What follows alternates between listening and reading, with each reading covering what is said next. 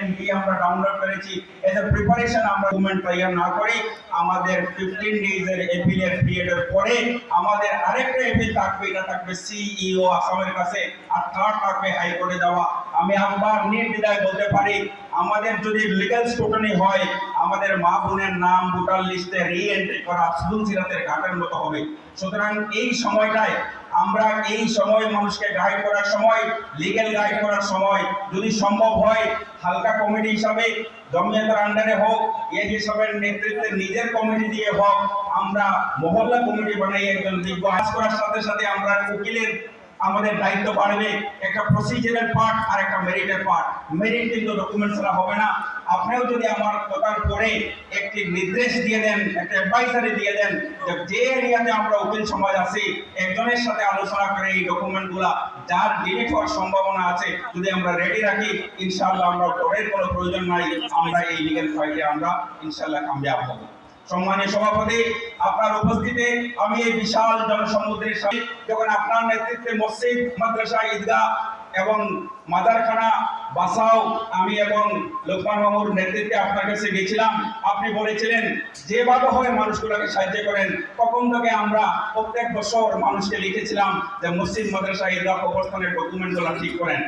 উম্মিদে এখানে খালিদ ভাই আছেন, আমরা উম্মিদে এখন পর্যন্ত 75% মানুষ আমরা রেজিস্টার করতে পারি নাই। আরেকটা প্রবলেম হলো, যদি আমরা উম্মিদের দিকে যাই, নতুন মসজিদ, নতুন মাদ্রাসা, নতুন ঈদগাহ বানানোর আগে একটা অ্যাডভাইসারি দেওয়ার প্রয়োজন, সময় এসে গেছে।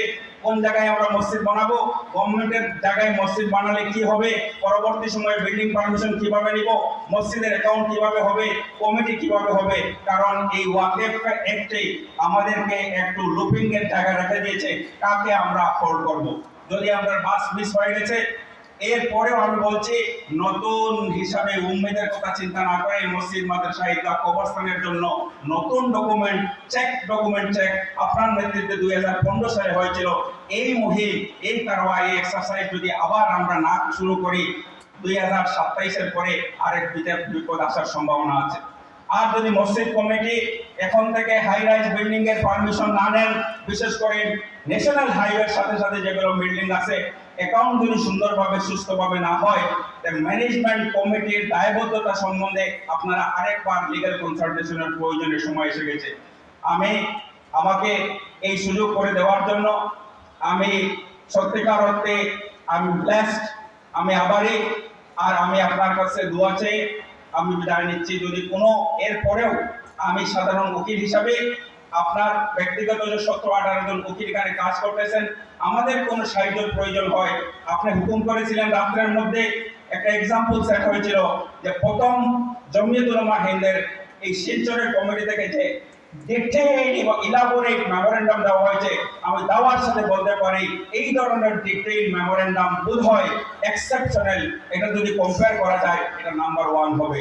সম্মানীয় সভাপতি, আপনি আমাকে এই সুযোগ করে দেওয়ার জন্য আপনার কাছে আমি আবারই ইনশাআল্লাহ এই পবিত্র মাটিতে বাসকান্দি হুজুরদের পা যে মাটিতে রেখেছিল, আপনি আমাকে ডেকে আনে যে সম্মান দিয়েছেন, এই সুযোগ দিয়েছেন, এটার জন্য আমি চিরঋণী থাকবো। জাযাকুমুল্লাহ খাইর।